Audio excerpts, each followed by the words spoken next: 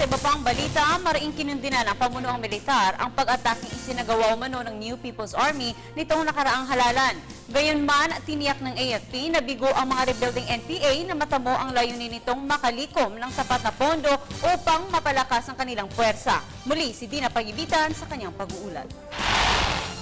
Ang mga karahasan, pag-atake, pagnanakaw ng mga armas, pagpapanggap bilang military forces at extortion activities ay ilan lamang sa mga pagpapatunay na nais ng rebeldeng New People's Army na lalo pang palakasin ang kanilang puwersa laban sa gobyerno.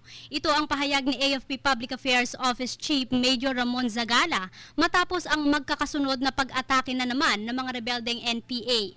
Isa na rito ang pag-atake sa Dasha Security Agency sa Tagum City, Davao del Norte, kung saan kinidnap nito ang may-anim na security guards at ninakaw ang may 7 firearms. Kasunod nito, binomba ng mga rebelde ang isang army vehicle noong Martes. It's no longer about ideology, no longer about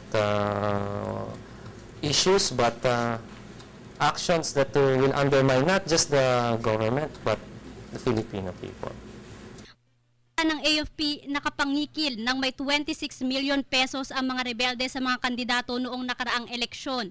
Gayunman dahil target ng mga rebelde ang 500 million, itinuturing na achievement ito ng pamunuan dahil mababa ang nakuha ng mga rebelde mula sa mga kandidato. Patuloy naman ang pagpapalakas ng hukbong sandatahan, gayon din ang pagpapaigting ng military operations ng hukbo. We were able to restrict the movements of the New People's Army in their collection.